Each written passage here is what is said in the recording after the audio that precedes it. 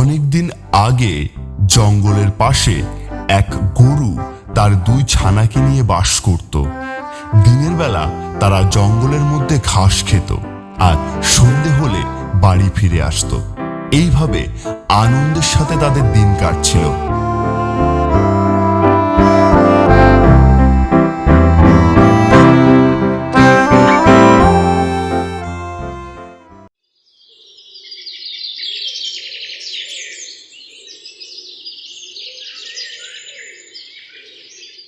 মা, অনেক দিন তো হলো আমরা এই মাঠে ঘাস খাচ্ছি, আর খেতে খেতে ঘাসগুলো তো শেষ হয়ে এসেছে।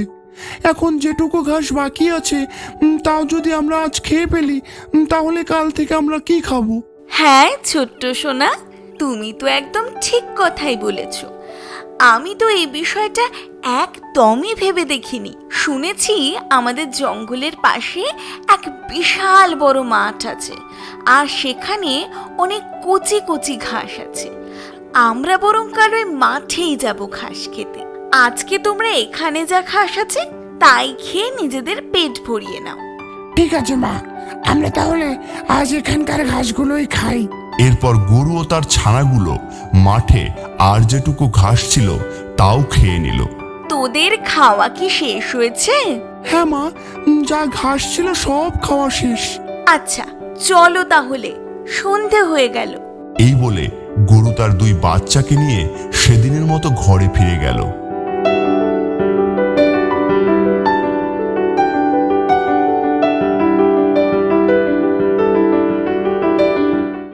পরের দিন সকাল হয়ে গেছে। আজ তো আমার জঙ্গলের পাশের মাঠে যাওয়ার কথা।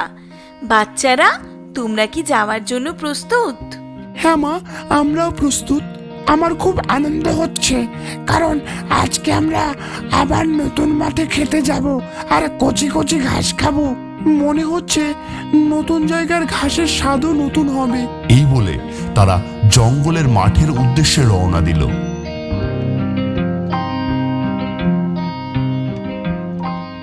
এই দেখো বাচ্চারা, আমরা সবাই সেই ঘাস ভর্তি জমিতে চলে এসেছি।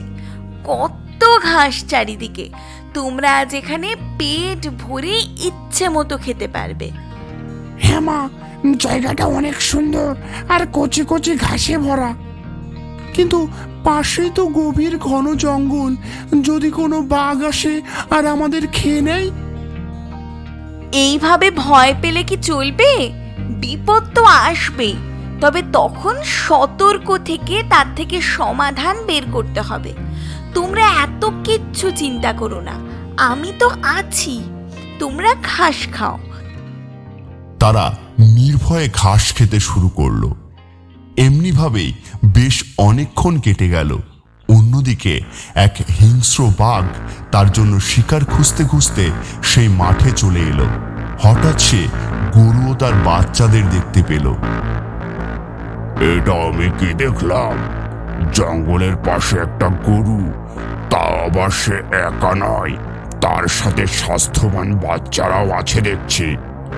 ওদের দেখে তো আমার পেটের খিদে আরো বেড়ে গেছে। আর যাই, এখন গিয়ে ওদের ধরি, না হলে ওরা যদি পালিয়ে যায়। হ্যালো মা, তুমি কি কিছু শুনতে পেলে?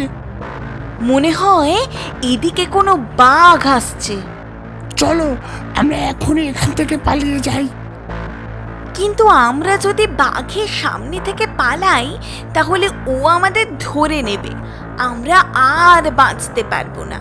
তার থেকে আমাদের এখন মাথা ঠান্ডা করে কিছু একটা বুদ্ধি বের করতে হবে। তোমরা একদমই ভয় পেও না, আমি দেখছি কি করা যায়। হঠাৎ বাঘ তাদের সামনে চলে আসে। তোদের দেখছি বিশাল সাহস। আমার জঙ্গলে এসেছিস ঘাস খেতে। এবার আমি তোদেরকে ছাড়বো না। কতদিন ভালো কোনো শিকার পাইনি। এই কচি কচি 2 ছানাকে দেখে আমি আর লোভ সামলে রাখতে পারছি না। আলু বাঘ ভাই, ও বাঘ ভাই, আমার এই ছোট্ট ছোট্ট 2 বাছার আর কতটুকুই বা মাংস হবে? তার থেকে বরং তুমি আমাকেই খাও। তুই আমার সাথে চালাকি করছিস? আমাকে বোকা বানানো এত সহজ নয়। সামনে ছোট ছোট দুটো বাছুর থাকতে আমি খাবো বুড়ো গরুর মাংস? এই বাঘ বেটা তো কথাই শুনছে না। গরুটা তো ঠিকই বলছে, বা ছানাগুলো আর একটু নাদুস নুদুস হলে বেশ হয়। আচ্ছা ঠিক আছে, শোন, তুই যখন এত করে বলছিস তখন আর একটা সুযোগ আমি তোর বাচ্চাদের দিতে পারি। ধন্যবাদ বাঘ ভাই, আমি জানতাম তুমি খুব ভালো, তুমি আমার বাচ্চাদের খাবে না।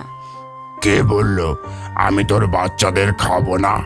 তবে তোর ছানার জন্য 7 দিন বাঘের দুধ নিয়ে আসবো, এর বেশি নয়। 7 দিন পরে তোর বাচ্চারা নাদুস নুদুস হয়ে গেলে তারপর আমি ওদের খাবো। ঠিক আছে বাঘ ভাই, তাতেই চলবে। বা ঠিক আছে, আমি তাহলে যাই। আমাকে আজকে অন্য শিকার করে পেট ভরাতে হবে। এই কথা বলা মাত্রই বাঘ সেখান থেকে চলে গেল। কি মজা, কাল সকালে আমরা বাঘের দুধ খাবো। তোর মুখে কি খাওয়া ছাড়া কোনো কথা নেই?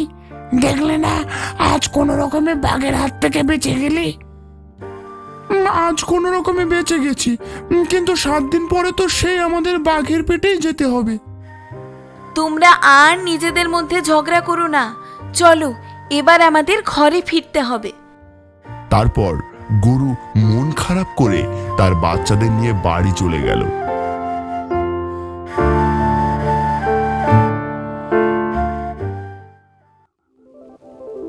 পরের দিন সকালে বাঘ তার কথা মতো বাচ্চাদের জন্য বাঘের দুধ নিয়ে আসলো।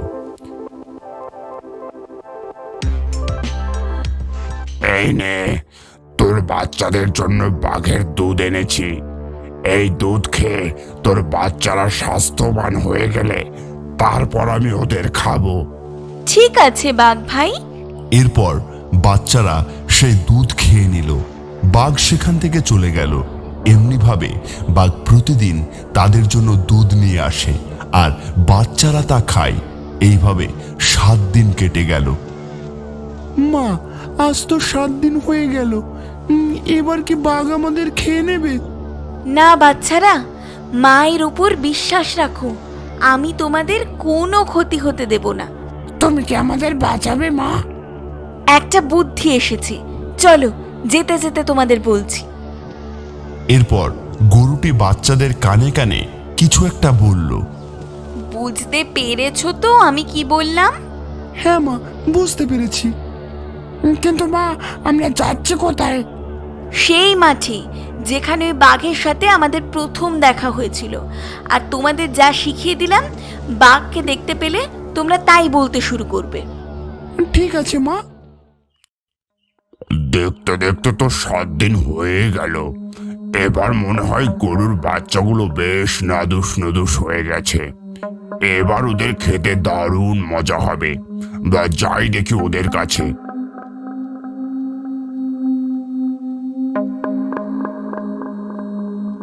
এরপর বাঘ সেই মাঠের দিকে আসতে লাগলো। বাঘের পায়ের আওয়াজ পেয়ে বাচ্চাগুলো বলতে লাগলো, মা মা, আমাদের খুব খিদে পেয়েছে, চলো না মা, জঙ্গল থেকে একটা বাঘ ধরে খাই। কি বলছিস তোরা? বাঘের মাংস খাবি? এতদিন বাঘের দুধ খেয়ে তোরাও দেখছি বাঘের মতো মাংসাশী প্রাণী হয়ে উঠছিস। আর আশেপাশে যত বাঘ ছিল তাও তোরা খেয়ে ফেলেছিস। এখন আমি আরো বাঘ কোথায় পাবো? আড়াল থেকে বাঘ এইসব কথা শুনতে পেয়ে মনে মনে বলে, এটাকে শুনছি আমি? ওরা বাঘের দুধ খেতে খেতে বাঘ খেকো হয়ে উঠেছে। মা শোনো, আজকে আমাদের খাওয়ার জন্য যে বাঘ আসবে আমরা আজকে তাকেই খাবো। তবে এ কথা যেন সে জানতে না পারে। এ কি বলছে ওরা? আমাকে খাবে? না না, অবস্থা তো সুবিধার মনে হচ্ছে না। মা, আমি একটা বাঘের গন্ধ পাচ্ছি আশেপাশে, কোনো বাঘ আছে বলে মনে হয়। চল ভাই, ওকে খুঁজে ওর ঘাড় মুটকে মাংস খাবো। ওরে বাবা রে, আমাকে দ্রুত এখান থেকে পালাতে হবে, না হলে ওরা আমাকে খেয়ে নেবে। বেঁচে থাকলে এমন শিকার আবার পাবো, এই এখন পালাই। এরপর বাঘ এতটাই ভয় পেয়ে যায় যে সে আর কোনোদিনও সেই মাঠে ফিরে আসে না। ধন্যবাদ মা, আজ তোমার বুদ্ধির জন্যই আমাদের প্রাণ রক্ষা পেল, না হলে ওই পাজি বাঘ আমাদের আজকে খেয়ে নিত। আমি তো তোমাদের আগেই বলেছি, মাথা ঠান্ডা করে যে কোনো সমস্যার সমাধান করতে হবে, তার থেকে পালিয়ে যাওয়া কোনো সমস্যার সমাধান হতেই পারে না।